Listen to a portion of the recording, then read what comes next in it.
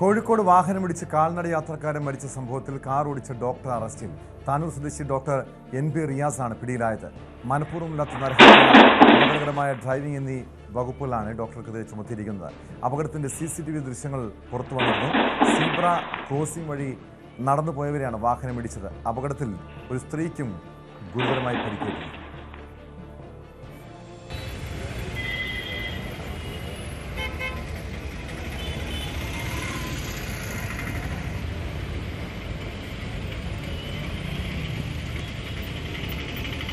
വിശദാംശങ്ങളുമായി കോഴിക്കോട് നിന്ന് MS അനീഷ് കുമാർ ചേരുന്നുണ്ട്. അനീഷ്, ഓരോ മനുഷ്യജീവന്റെയും വില നന്നായി അറിയാവുന്നവരാണ് ഡോക്ടർമാർ. പക്ഷെ ഇവിടെ അലക്ഷ്യമായിട്ടുള്ള ഡ്രൈവിംഗ് ഒരാളുടെ ജീവനെടുക്കുന്നു. ഒരു സ്ത്രീയുടെ ആരോഗ്യനിലയും ഗുരുതരമായി തുടരുന്നൊരു സാഹചര്യമുണ്ട്. ഇത് എന്നാണ് സംഭവിച്ചത്? ഡോക്ടർക്കെതിരെ എന്ത് നടപടിയാണ് ഇപ്പോൾ സ്വീകരിച്ചിരിക്കുന്നത്?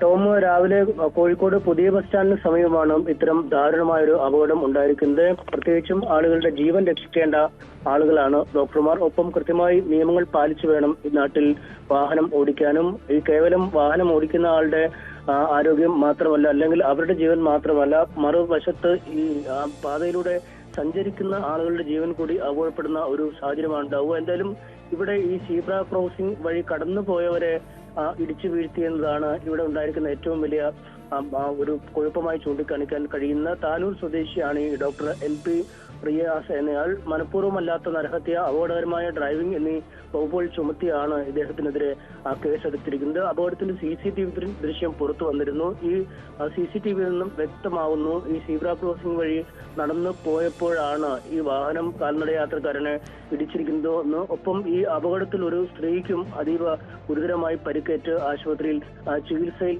കഴിയുകയാണ്. എന്തായാലും അങ്ങേയറ്റം ദാരുണമായ അപകടം തന്നെയാണ് ഉണ്ടായിരിക്കുന്നത്. മെഫീസിൽ ബസ് സ്റ്റാൻഡിന് സമീപം ആണ് അപകടം ഉണ്ടായത്. ഉള്ളിയേരി പാറവമാലയിൽ V ഗോപാലൻ 72 വയസ്സുള്ള ആളാണ് ഈ അപകടത്തിൽ മരണപ്പെട്ടിരിക്കുന്നത്.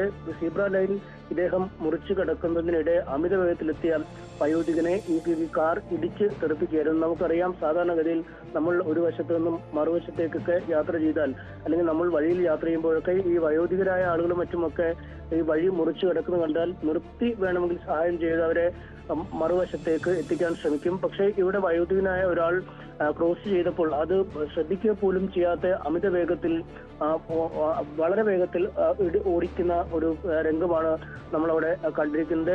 യുവതിയെയും ഗുരുതരമായ പരിക്കുകളോടെ ഇപ്പോൾ ആശുപത്രിയിൽ പ്രവേശിച്ചിട്ടുണ്ട്.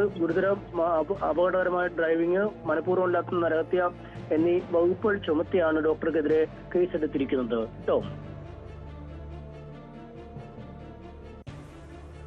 വ്യക്തമാണ്. MS അനീഷ് കുമാറാണ് കോഴിക്കോട് നിന്ന് വിവരങ്ങൾ നൽകിയത്. കോഴിക്കോട് വാഹനമിടിച്ച് കാൽനട യാത്രക്കാരൻ മരിച്ച സംഭവത്തിലാണ് കാർ ഓടിച്ച ഡോക്ടർക്കെതിരെ പോലീസ് കേസെടുത്തിരിക്കുന്നത്. ഡോക്ടർ NP റിയാസിനാണ് പിടിയിലായിരിക്കുന്നത്. സ്പോട്ട് ലൈവ് പൂർണ്ണമാകുന്നു. നമസ്കാരം.